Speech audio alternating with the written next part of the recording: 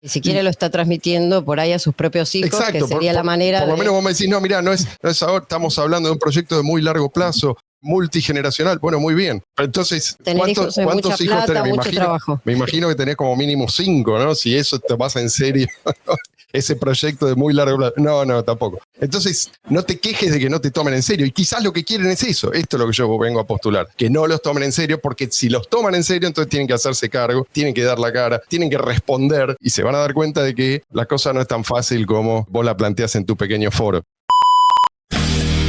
No hay almuerzo gratis.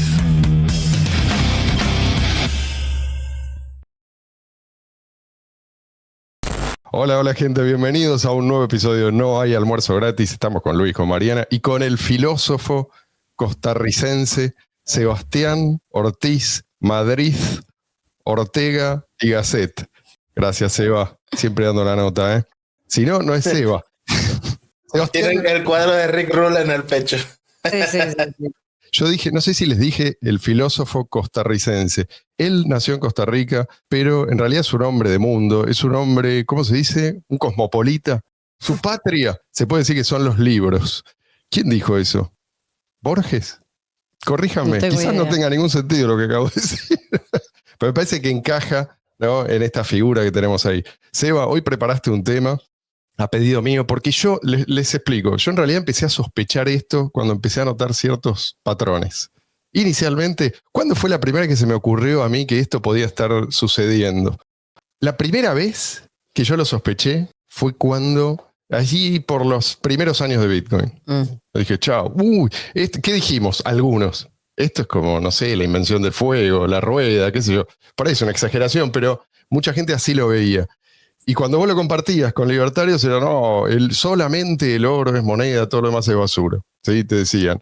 Y hay que volver al patrón oro. Entonces yo digo, a ver, si vos entendés por qué fracasó el patrón oro, ¿no? Vos entendés que no hay que poner al Estado a cargo de nada, menos aún de la moneda. Entonces, ¿por qué insistís en el patrón oro? Ahí fue el momento. Todavía yo diría que esta idea no se había desarrollado, pero me hacía ruido, ¿no? Esta gente debería estar en contra del patrón, no a favor. Está bien, si no te queda otra, vos decís, bueno, el patrón. Pero si yo estoy diciendo, hay una alternativa, y mirá lo emocionado que estoy, y vos me decís, no, patrón oro nada, mirá, pobrecito, este infeliz, que lo están estafando, no sé qué. No querés ni escucharme, te estoy diciendo que... O sea, no cabe sospechar, ya lo decía Hayek, sin saber nada probablemente de la tecnología que hacía esto posible. O sea, en algún momento, ¿no? Tenemos un video de Hayek traducido. En algún momento vamos a lograr de alguna manera, bueno, esa manera es esta, ¿sí? Satoshi Nakamoto dio con esa manera y te estoy tratando de transmitir esto. No. Bueno, así fue durante un tiempo considerable, ¿sí? Más de lo que uno esperaría de libertarios convencidos de que la moneda, tipos que entienden además, ¿sí? De teoría monetaria, pero no había caso. Esa fue la primera pista, digamos. Ahora tenemos el patrón Bitcoin. Claro, fíjate, bueno, pero es que ahí es donde terminaron muchos. Porque, ¿qué es lo que vino después? El secuestro de Bitcoin BTC.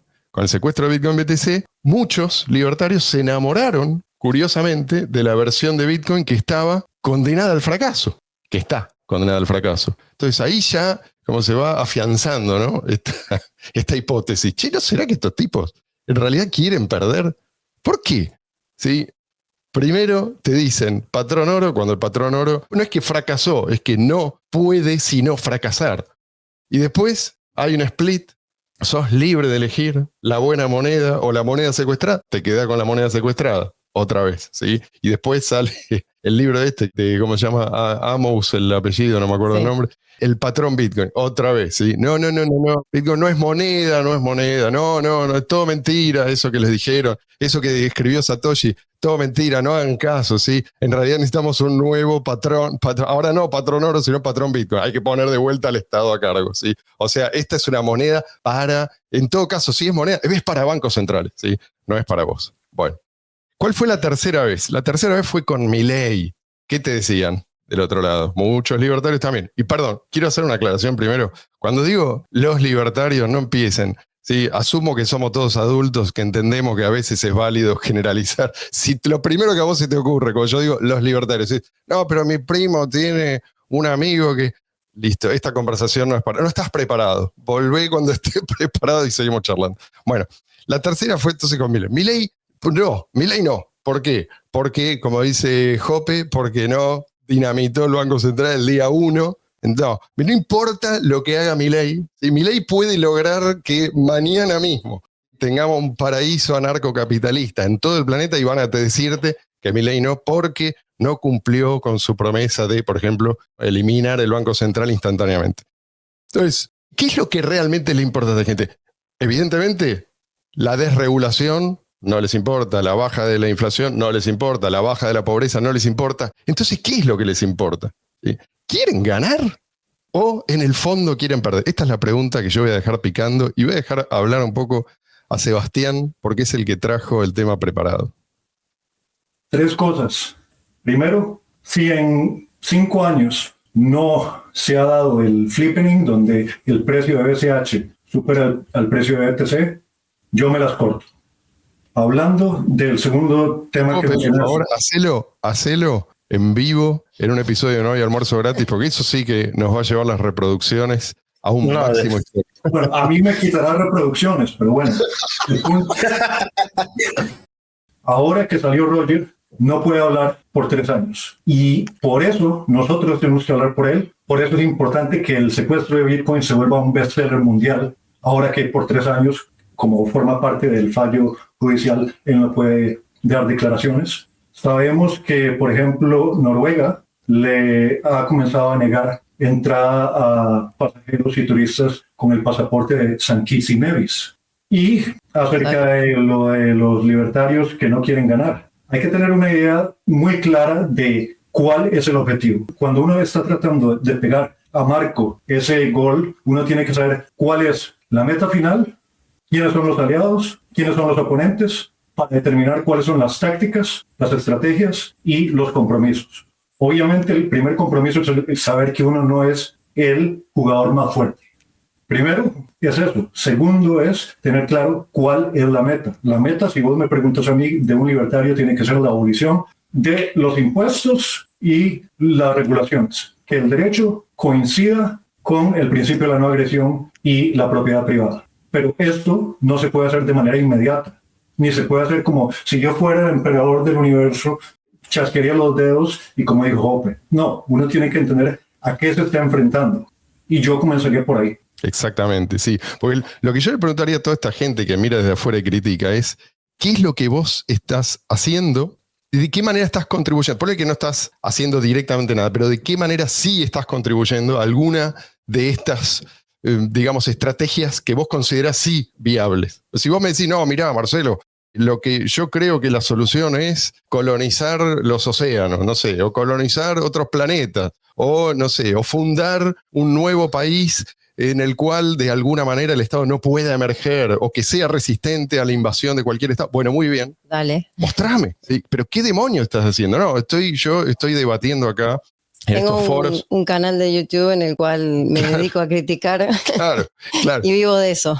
Sí, o ni siquiera eso. Hay algo, por lo menos si vos tenés un canal, ¿viste? Y más o menos, qué sé yo, hay gente que te escucha, por lo menos estás sembrando algo. Pero si vos estás dentro de esa burbuja discutiendo boludeces, cosa que no le importa a nadie más que a vos, y a unos poquitos más, realmente son discusiones infértiles. Y hablando de fertilidad, digo, otra cosa que podés hacer es reproducirte, porque no hay una forma más eficaz de transmitir ideas a la siguiente generación que mediante la reproducción biológica. Pero no, eso es para gente inferior. Yo estoy acá muy ocupado en el foro. No me molestes con esa. Digo, también, porque tampoco, ¿no? Y no importa cuáles son tus ideas, pero si vos tenés buenas ideas, tu responsabilidad es mayor todavía, ¿no? Si vos estás seguro de que tus ideas son las correctas. Sí, yo quiero hablar aquí de los malos hábitos de muchos libertarios, y entre ellos está el hecho de que tienen una impaciencia de esperar todo de inmediato. Y esto es muy típico de las personas que no tienen hijos. No tienen un sentimiento de lo trascendente. Y es muy importante por lo que vos decís, que los valores son aquello que se le inculca a alguien, que se le transmite a alguien. Las políticas del Estado, como los planes centralizados de los socialistas, es lo que simplemente va y se le impone por la fuerza a alguien. Y eso es muy diferente. Eso es más de la impaciencia inmanente de los marxistas, leninistas, que además son ateos y que piensan que todo tiene que ser ya por revolución y por imposición. Esto es perder el norte y no ver el tablero, no ver cuáles son los pasos que hay que tomar. Yo he hablado acerca de, por ejemplo, la despenalización de la evasión de impuestos. Es decir, obviamente, si uno tiene tanto el Senado como el Congreso y puede llamar a una asamblea constituyente, generar una nueva constitución, pero uno va paso a paso como en la vida.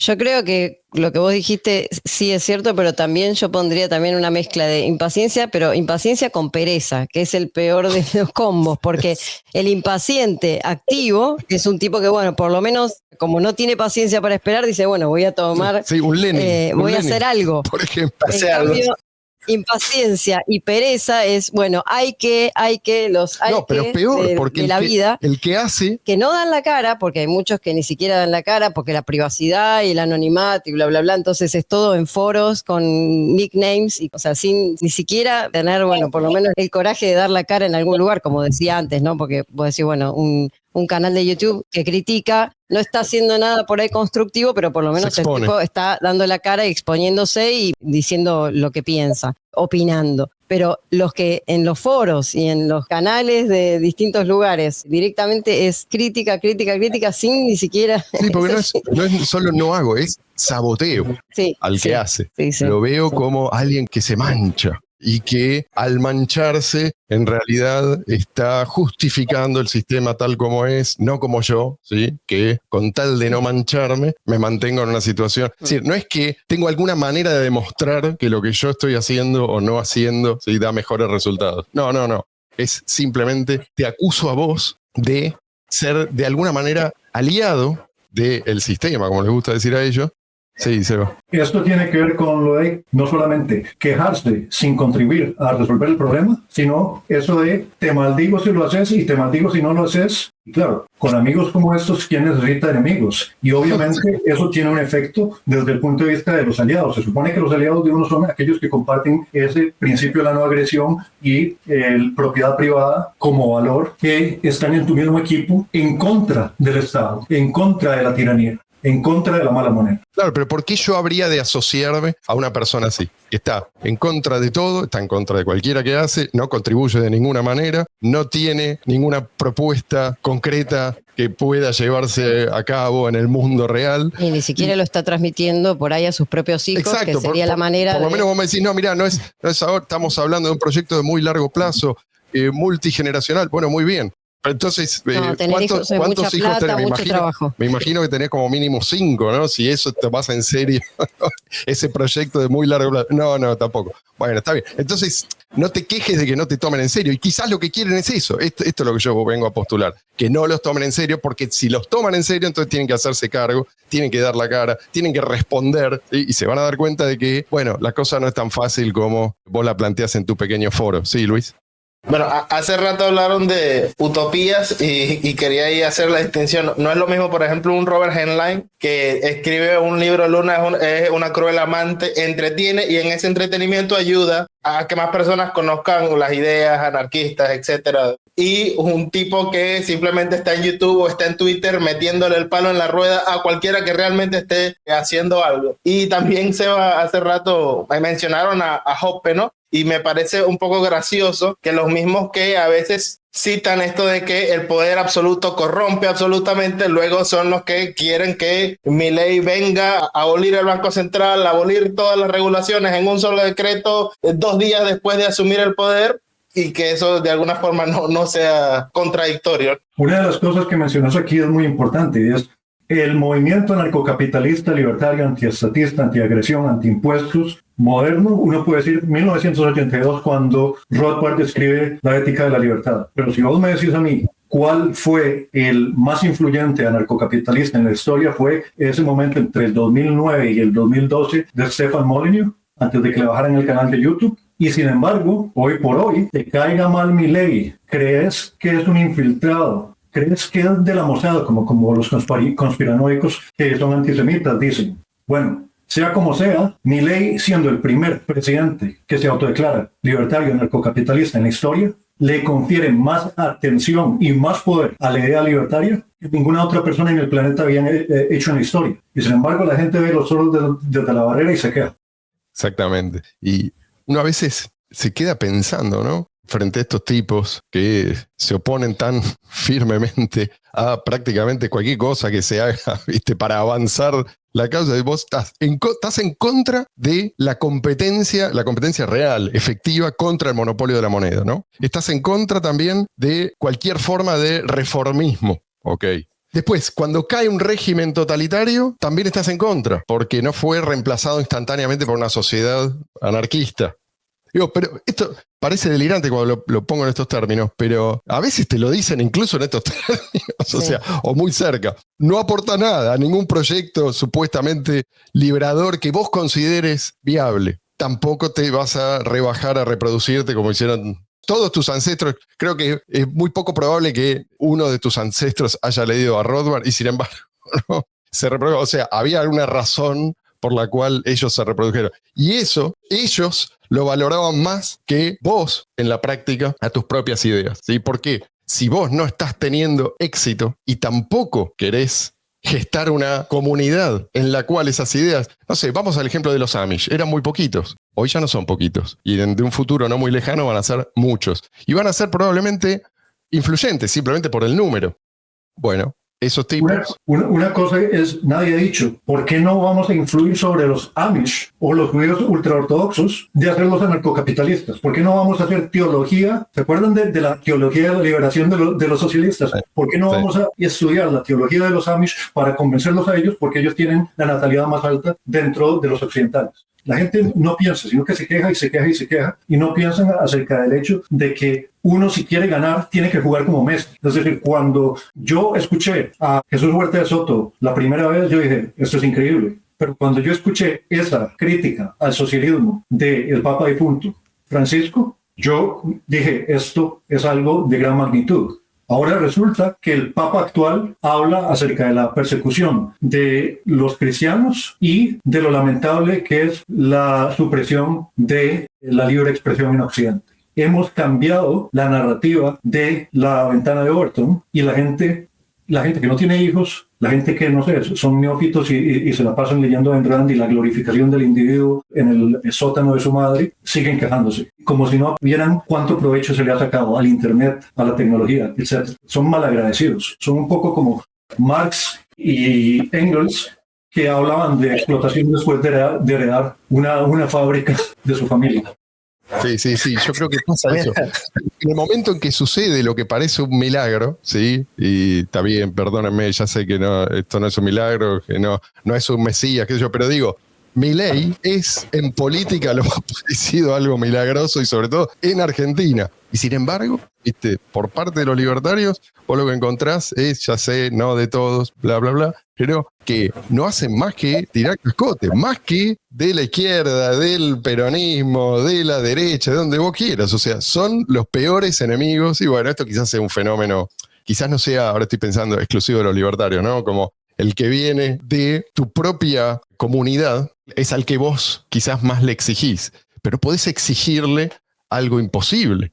Y otro ejemplo, no sé si Luis ibas a decir algo. Se me vino a la mente capitalismo, ahorro, trabajo duro y carretas. Por lo de los Amish. Quería decir una cosa. Me he convencido, después de ir a volver a ver ese episodio del profesor Ancho Bastos, de que yo tenía una idea que no era del todo acertada. Cuando habla Hoppe acerca de la secesión y la independencia como un camino hacia la libertad, con la competencia fiscal entre estados por ciudadanos y gente productiva, etc. Y yo decía, no, porque esto no tiene tanta potencia como declarar una cruzada en contra del estatismo. Y este punto que mencionó el profesor Ancho Bastos acerca de las taifas durante las épocas de la conquista y la reconquista, me hizo pensar acerca de ese término que utilizaste, Marcelo, al principio del programa, cosmopolita, el griego, cosmos y polis. Es decir, ser ciudadano del mundo. Y me doy cuenta de que desde el punto de vista de la Ilíada hispánica, es cierta ventaja que lo que los griegos, los aqueos en aquel momento llamarían la Helade,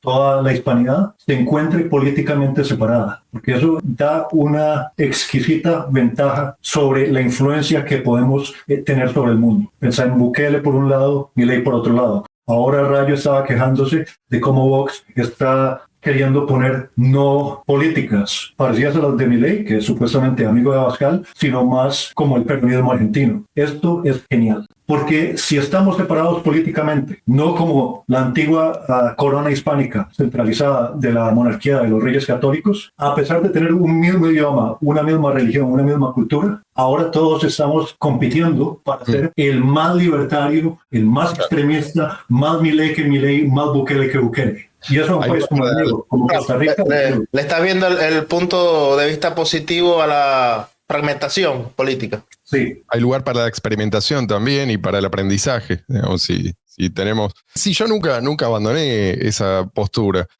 Por eso siempre me pareció un poco, ¿cómo decirlo?, fantasiosa esta idea de que se puede volver a una suerte de imperialismo hispánico, qué sé yo. Hay gente que insiste con esto, ¿no? Que lo que necesitamos es unión. Sí, está bien, pero unión política no necesariamente es algo bueno. Sí, Luis. Hay que tener en cuenta que cuando el imperio hispano-español era prácticamente el imperio más grande del mundo, también había fragmentación. O sea, había virreinatos, no era una única unidad política, sino que habían fueros. Estaba Nueva España, estaba Nueva Granada. Pero eso implicaba conflicto. Acá estamos hablando de fragmentación sin necesariamente que haya conflicto. O sea, estamos por separado, aceptamos que de este lado se puede hacer un experimento y de este lado otro experimento y después la gente compara. O sea, es bueno. Pero yo digo que entre más, mejor, más bonito. Así cuando pregunten y al comendador estatal quién lo mató, Fuente Ovejuna, todos a una, somos más. Y esto es algo muy bueno culturalmente porque, pensalo, la Reconquista también se gestó cuando estábamos todos separados. De hecho, a esos catalanistas de izquierda separatistas, yo les digo, vete a Andorra. Andorra, donde el idioma oficial es catalán y todos hablan español, no reniegan de eso, pero además más liberales y menos impuestos que en España. Sí, sí. Y muy lindo lugar, ¿eh? Lo recomiendo. Volviendo a la pregunta, ¿sí? Es una pregunta, sí, no es que algo que estoy afirmando, pero es algo que empecé a sospechar y con el tiempo, digamos, me fui afirmando en esta posición de que hay muchos libertarios que se dicen libertarios, pero en realidad están asumiendo una posición cómoda. Es decir, yo acá estoy tranquilo, nunca me voy a poner a prueba. Y cualquiera que amenace con ponerme a prueba, lo voy a cascotear. Un ejemplo, parece clarísimo, de lo que podríamos llamar autismo libertario, o quizás, ¿cómo se dice?, impulso suicida, ¿sí?, de pseudo libertario, es la defensa dogmática de las fronteras abiertas. ¿Sí? Y quizás acá con Seba vamos a tener una diferencia, pero porque ya sé, a ver, esta discusión ya la tuve 1000 veces. En general lo que te dicen es, si vos acabas con el Estado benefactor, entonces se acaba el problema. ¿Sí? Ya no necesitas defender la frontera porque nadie quiere venir. ¿Sí? No tenés Estado benefactor, no hay un beneficio para esa persona potencialmente improductiva u hostil que quiera parasitar esa sociedad. Dos cosas al respecto. Primero, si es así, entonces no me sabotees al tipo que viene a reducir el Estado benefactor. Y segundo, ¿qué hacemos mientras reducimos el Estado benefactor? Volvemos a lo que decía Seba antes, ¿no? Estamos en este mundo, en este punto del proceso histórico, no es. A mí me gustaría, por lo tanto, o sea, hay que desmantelar toda una estructura que lleva ahí, ¿sí?, décadas y décadas, y que hay mucha gente que depende de eso. Si vos decís de un día para el otro, lo mismo que el Banco Central, vas a tener consecuencias que son contrarias a tu supuesto objetivo original, ¿está? La pregunta es cómo pasamos a la siguiente fase. Si estamos ya en esto corre más para Europa que para nosotros, pero bueno, potencialmente puede suceder en cualquier país próspero. ¿Cómo pasás a la siguiente fase si estás asediado por inmigrantes que son hostiles a los principios más básicos del libertarismo? Bueno, esto es una cosa que no te responden. La respuesta en general es, en inglés se dice hand waving. ¿Cómo sería en castellano esto? Te dicen no. Sí. Claro, pero tanto te cuesta entender que... Yo tengo una propuesta muy interesante. Perdón, termino con esto. No es muy difícil de entender. Hay gente que te quiere muerto, ¿sí? Claro. Digo, y esto debería importarle a cualquiera, importa tu ideología. Hay gente que te quiere muerto y esa gente puede querer cruzar la frontera de tu país. ¿Qué vamos a hacer? ¿Esperar a tener finalmente ese paraíso narcocapital? Y quizás nunca llegue. Y una de las razones por las que nunca va a llegar podría ser esa, ¿no? O te quiere vivo, pero que trabajes para él. O te, Que sí, trabajes para que él tenga su casa y todo gratis. O te quiere esclavizado. Digamos, es imposible la convivencia pacífica con gente intolerante. Esto es algo muy elemental. Mira, yo aquí tengo una propuesta, no sé si esto lo escucha Abascal o no, pero es que lo que le hace falta a Europa, porque he estado aquí, somos hispanoamericanos. Y es muy gracioso porque si hay aquellos como Thierry Baudet de aquel episodio, a los que les gustaría ver el desmoronamiento rápido de la Unión Europea por verdadero resentimiento, la gente no resiente tanto mientras tenga su estado de bienestar que haya otro que esté mamando de la teta del estado de bienestar. Les molesta un poco lo extraños que son y tal vez la alta criminalidad, pero lo que en verdad les molesta es cuando viene alguien más competitivo que quiere trabajar más duro que tú. Si España le abriera las puertas a todo hispanoamericano, no sé, venezolano, cubano, lo que sea, que no tenga una hoja de delitos penales, de criminalidad y haya ciudadanía, y de repente haya, no sé, millones de hispanohablantes de bien, como diría Milei, dispuestos a ir a trabajar, a no vararse, con acceso a toda la eurozona, yo creo que muy rápidamente vas a ver al resto de los europeos diciendo, pero nos invade la hispanidad, porque saben de dónde viene lo bueno, de dónde viene la gente que, como Messi, que es autista, quiere ganar a toda costa. Recordemos que ganar en español quiere decir tanto victoria, to win, como adquisición, obtener, to gain. Y esto es lo que está completamente ausente en Europa. Los europeos son muy pasivos, como los libertarios de papá y mamá que les gusta quejarse desde YouTube.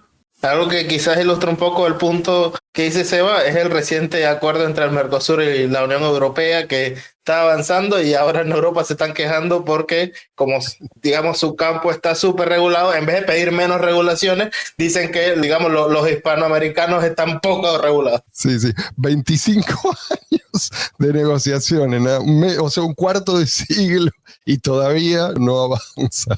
Yo creo que el día en que eso se materialice ya no va a haber nada que intercambiar. O sea, porque llegamos a un punto en que, no, pero en serio, 25 años. Yo llevo casi 3 años esperando por mi visado aquí en Europa. La gente cree que desde el punto de vista del futbolista europeo les conviene o les gusta la idea de tener aquí en el campo a Maradona o a Messi. No, prefieren tener a uno muy malo que no dio la talla. Y lo que puedo decir aquí yo es que, volviendo a la pregunta original, ¿cuál es el problema de los libertarios? Yo veo al menos una aberración psicológica. El miedo del complejo de Batman. Cuidado, te convertís en aquello a lo que te opones peleando contra eso. Y esto es una locura total. Esto es como decir que la mujer a la que la atacan y coge el arma del atacante para defenderse se ha vuelto de la misma calaña. Está perdido. Sí, yo creo que cabe decir que los libertarios se acostumbraron a ganar entre comillas, ¿no? O sea, a ganar sin jugar. O sea, yo soy superior moralmente, pero no por lo que hago, no por lo que contribuyo, no por mi aporte, sino porque entendí algo que vos no. Ya está, con eso es suficiente. ¿No? Entonces, cuando llega la oportunidad, no, yo ni siquiera diría que no están preparados, es que no la quieren. Cuando se muera la tumba va a decir el más inteligente de Twitter, no sé. Claro, básicamente. Claro.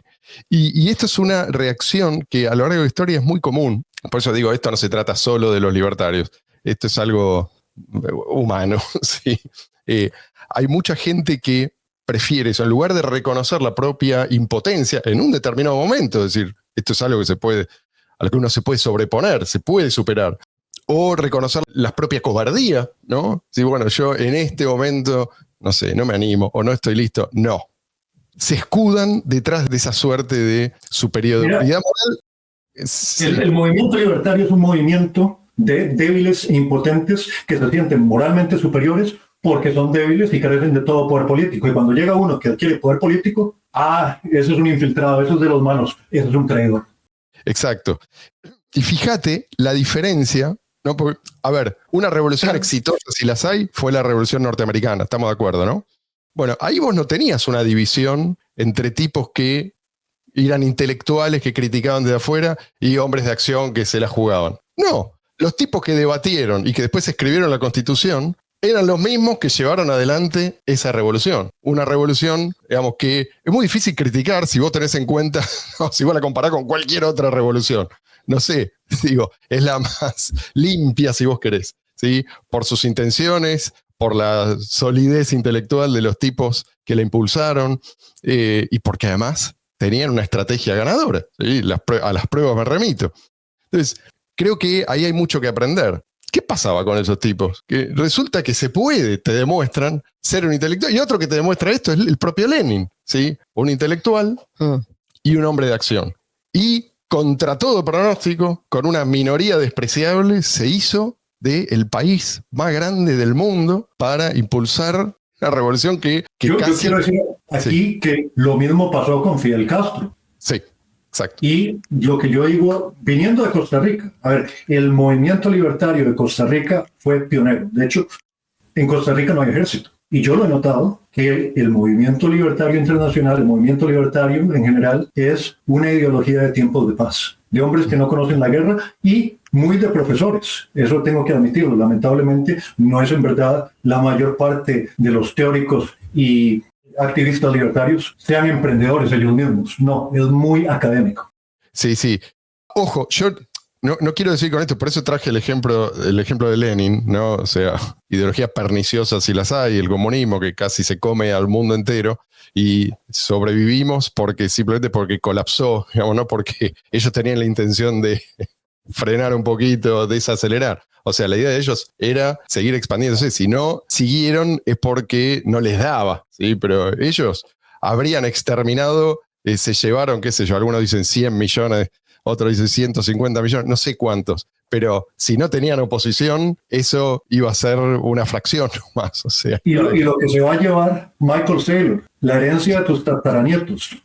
Pero a lo que voy es que es importante saber a dónde es el norte. No es lo mismo ir atrás de Lenin que ir atrás de Rothbard, o digamos que ir atrás de algunos del que más te guste de los padres fundadores de Estados Unidos. Pero bueno, uno de los puntos que él dice, hablando del tema del exceso de academia, yo lo que planteamos al principio, lo que siempre pienso y bueno, desde acá proponemos es ¿qué hacemos? O sea, ya entendimos el problema, o sea, la parte teórica ya la tenemos clara, hay mucho que entonces pongamos manos a la obra, hagamos algo para cualquier propuesta que se pueda llevar a la acción para un cambio. Sí. Porque si no te quedás en la academia, si el arquitecto se queda en la academia, entiende perfectamente cómo se construye una casa, un edificio, lo que sea, pero después no pone manos a la obra, no tenemos vivienda. No sirve para nada. Si no avanzás, sirve para nada. Entonces, sabemos el tema de separación de moneda y Estado, sabemos muchas cosas de la parte teórica. Bueno, pongamos manos a la obra, contribuyamos para que los cambios se puedan llevar a cabo, si no, por eso la crítica que hacemos al principio, que es una crítica en este caso constructiva, porque decimos, bueno, hagamos algo, no nos quedemos detrás de un teclado. Hay que ser productivo, hay que ser reproductivo, hay que sufrir el dolor de producir hijos a los que le transmitimos no solo el Bitcoin Cash, sino también los valores libertarios. Porque ellos van a ser los libertarios del próximo Senado del futuro o del próximo Congreso del futuro, que no simplemente están justos por el puesto porque ahora está de moda el libertarismo. Sí, sí. O sea, necesitamos gente que esté ahí y que le dé asco estar ahí. Como decía Milei, ¿no? Decía, yo me voy a meter al barro. Él no decía, vengo acá a divertirme. O sea, yo sé a dónde me estoy metiendo. Y bueno, hace falta gente así. Lamentablemente, sí. No digo que esto es una realidad que a mí me satisface. Es la realidad que nos tocó y es mucho mejor que otras realidades, que todas las que ¿no? le tocaron a nuestros antepasados. Sí, porque aparte de cualquier siglo. Para la pregunta ¿cómo se arregla un país? No hay una sola respuesta, pero por algún lugar tenés que empezar. Yo creo que lo hablamos alguna vez con Walter Block, eso, ¿no? ¿Por dónde empezamos? ¿Por la batalla cultural? ¿Por dónde empezamos? ¿Por arreglar la economía? ¿Por la educación? ¿Por dónde se empieza? Bueno, por algún lado empecemos. O sea, que cada uno pueda poner su parte para ir para adelante. Sí, pero como decía Seba, con un objetivo. Cuanto más te acercás a ese objetivo, y entonces los libertarios son más reacios. O sea, no solo no quieren avanzar, sino que prefieren, pareciera, retroceder y sabotean al que avanza, con lo cual saber para dónde. A veces es mejor tener un enemigo que no sabe para dónde vas, porque no sabe, ¿no? exactamente cómo hacer para frenar. No sabe si estás avanzando o no. A veces uno está avanzando y el otro no se da cuenta. En cambio, el fuego amigo, entre comillas, puede ser mucho más peligroso. Sí, Luis, perdón. No, que a mí me pareció bastante ilustrativo lo que dijo Seba de sentirse orgulloso de no tener ningún poder y que al final es sentirse orgulloso de no tener ninguna responsabilidad. O sea, en el fondo es eso, es decir, no, me siento muy inteligente y aparte me siento bien porque no es que se me pueda reprochar que no estoy cambiando nada, sino es que no puedo cambiar nada, pero tampoco hago algo para cambiar esa situación de que no puedo cambiar algo y no se me puede exigir algo. Y una de las cosas que se pueden hacer son coaliciones. Y esto es el blanco preferido, ¿no?, de los libertarios. No, porque mirá con quién te juntaste. No, pero mirá, y van a buscar, ¿viste?, el historial, como si nadie tuviera historial. Como si ellos no tuvieran historial. Mirá que... Entonces, fíjate, ellos critican toda coalición, salvo las peores coaliciones. Porque de golpe vos los ves como simpatizando con la izquierda. Sí, flaco, ¿no te das cuenta que estos tipos te quieren muerto? O sea, digan lo que digan, quieren comunismo. Eso por un lado. Y después los tenés también, curioso, ¿no? Pero últimamente se ven a algunos libertarios de alguna manera aliándose a la derecha más, tipos que prácticamente se reconocen como nazis, o digamos, no se reconocen, pero tienen simpatías. O sea, o son nazis disfrazados o son nazis impenitentes. Y sí, perdón, termino con esto y te dejo, porque veo que te pusiste los lentes y eso seguro para decir algo muy importante. Digo... Porque aparentemente, según esta gente, lo más importante, casi te diría lo excluyente, es oponerse a Israel. ¿Sí? Es una manera muy barata de ganar puntos en algunos círculos. Te odia esa gente. ¿Vos te crees que vas a ganar puntos ahí y después esos tipos se van a convertir, ¿no?, a tu ideario? No, te van a descartar. Van a hacer lo mismo que hicieron los ayatolás con los comunistas o los comunistas con cualquier idiota útil que se acercó. Sí, se va. Hablando de muertos, una de las cosas que me encantaba a mí de John McAfee es el hecho de que él no tenía esta actitud santurrona de muchos libertarios, que claro, si vos sos un ángel, todo el resto del mundo es un demonio. Y claro, con esa actitud estás listo para que si alguna vez adquirís cualquier poder, te van a sacar todos los trapos sucios en vez de la antigua usanza del rock and roll de yo hago lo que me gusta y ¿qué te parece? ¿Cómo vas a o sobornar o chantajear a un tipo así? Esto es lo que a mí me encanta de Milei, que canta rock. Yo tenía una banda de rock, ahí está en YouTube, Oaken 2, pero es que hay que tener esa actitud de yo voy como Maldini a ensuciarme en el barro. Es decir, yo voy a ganar. Esto es de vida o muerte. La buena noticia es que desde el punto de vista del derecho es más fácil derogar, es decir, quítense a partir de este momento las leyes viejas que querer pasar leyes o constituciones nuevas. Entonces, al menos vamos ganando el partido esta década.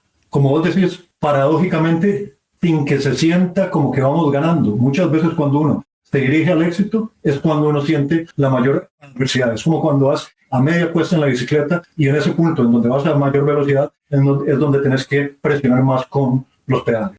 Exactamente. Si no, pareciera que es todo como... Si vos no recordás, por ejemplo, ¿no?, que en el siglo XX, a mediados del siglo XX, prácticamente no había libertarios. Y en la segunda mitad del siglo XX había muy poquitos, ¿sí? En los 70, 80 era contado con los dedos de unas poquitas manos.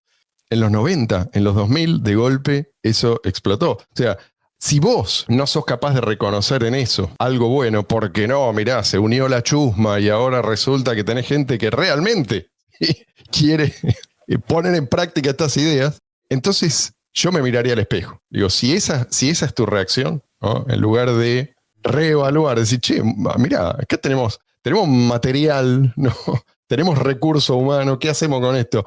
Me voy a lamentar porque no llegamos de manera casi mágica a ese objetivo que yo supuestamente anhelo. Para mí, todo esto en realidad no es más que una forma de justificar el propio nihilismo. De eso, yo quiero decir que hay una aberración psicológica de mucho libertario que si yo no soy el que está detrás del volante, entonces todo va mal y como no quiero decepcionarme, entonces tiro la toalla con este fatalismo o pesimismo preventivo. Y tiro el volante. O sea, yo no quiero que otro tenga el volante y no lo quiero yo. Sí, por eso digo que en realidad el libertarismo queda en segundo plano, en tercer plano. O sea, el resultado es que ganan los, como dicen los chicos hoy, los rancios de siempre. Porque claro, si vos demostrás que sos un tipo que no tiene lo que se requiere, pero además te alías con otros que apelan al victimismo, a el resentimiento, que buscan chivos expiatorios, ¿sí? digamos, cualquier cosa menos atender a la realidad tal como es, a la realidad social tal como es, para tratar de cambiarla para mejor. Bueno, entonces la sospecha es que vos sos una persona inmadura o una persona con malas intenciones. Vamos a quedarnos con lo que ya conocemos, aunque eso conocido no sea lo mejor. Mira, los que se quejan de la conexión con Trump de Milei. Sí. Y que Milei es un neocon. Bueno, sí. El que sacó a Ross Ulbricht de la cárcel, a donde se iba a podrir de por vida, fue Trump, no Ron Paul, que critica a Milei. Y sí. Hablando de lo que decía Mariana, de que no dan la cara y no se dan cuenta de que los que dan la cara están arriesgando su vida. Nadie sabía quién era Ross Ulbricht antes de que lo arrestaran. ¿Por qué? Porque él era Dread Pirate Roberts. Era solo un nickname, se creía anónimo. Pero, de nuevo, los malos amigos son aquellos que sabes cómo y cuándo te van a traicionar. Los buenos amigos son aquellos que nunca saben. Creo que sí.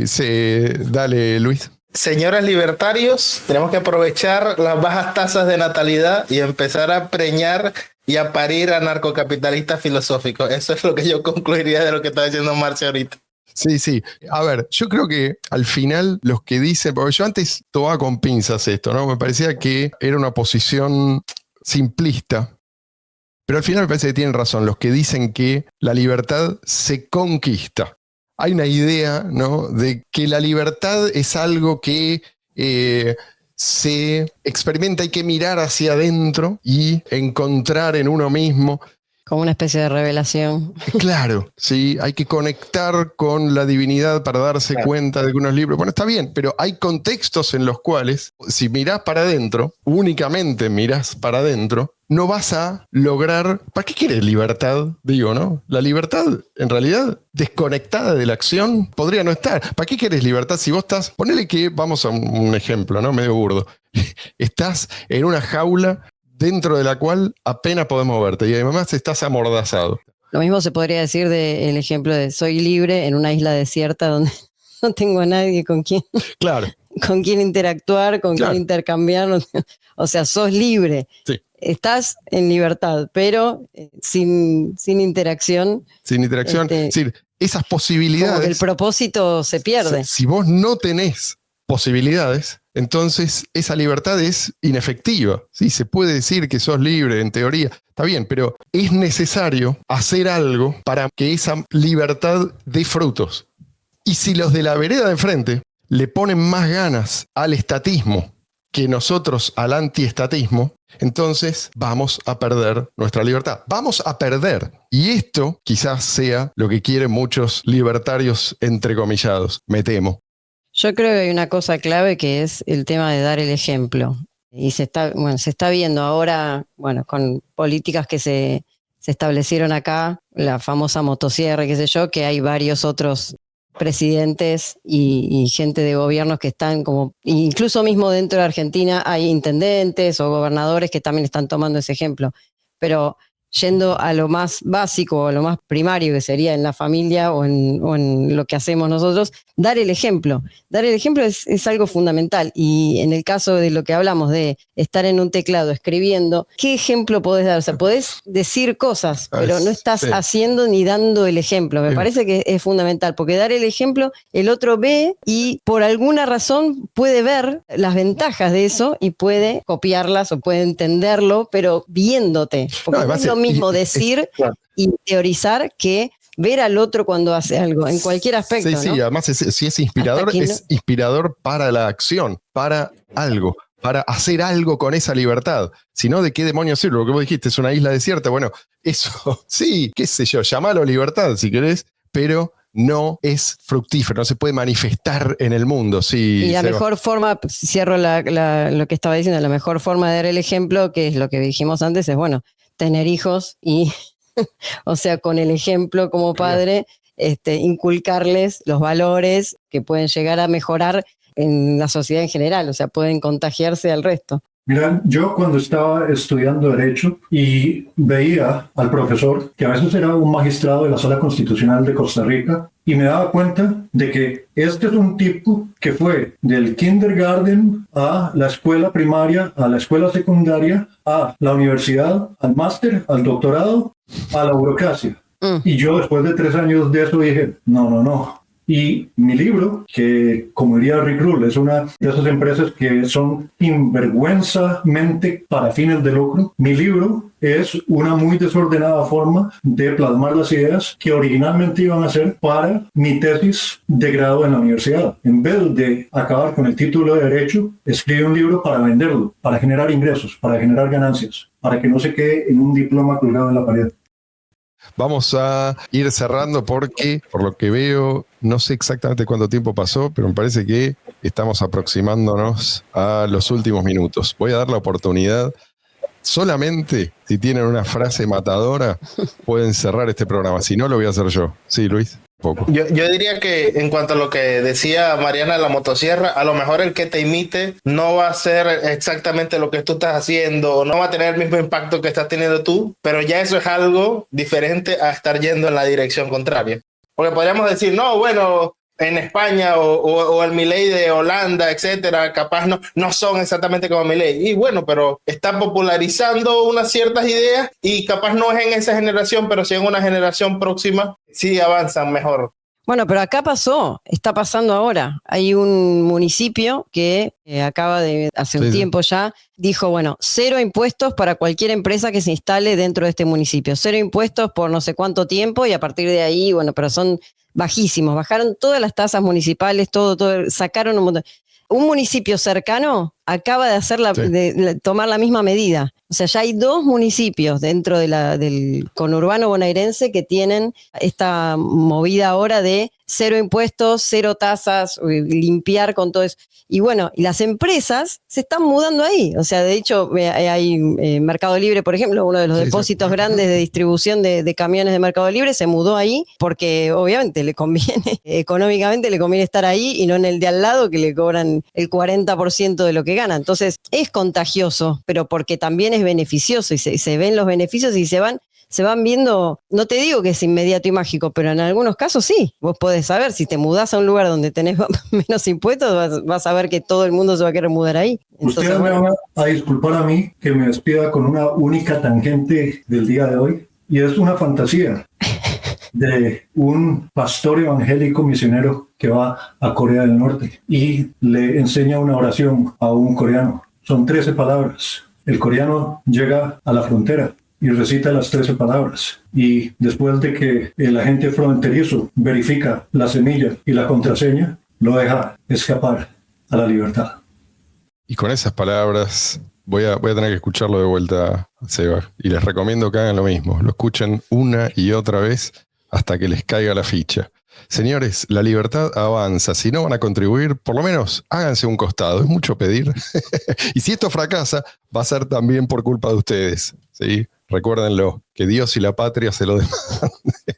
Y sus hijos y sus nietos, si los tienen. Señores, ahora sí, voy a despedir. Muchas gracias por acompañarnos hasta aquí. Espero que les haya resultado útil, interesante. Al menos así me ha resultado a mí. Dejen sus comentarios, pongan sus likes, suscríbanse, difundan este contenido y nos volvemos a encontrar en algún momento cuando se le cante a Luis subir el próximo episodio.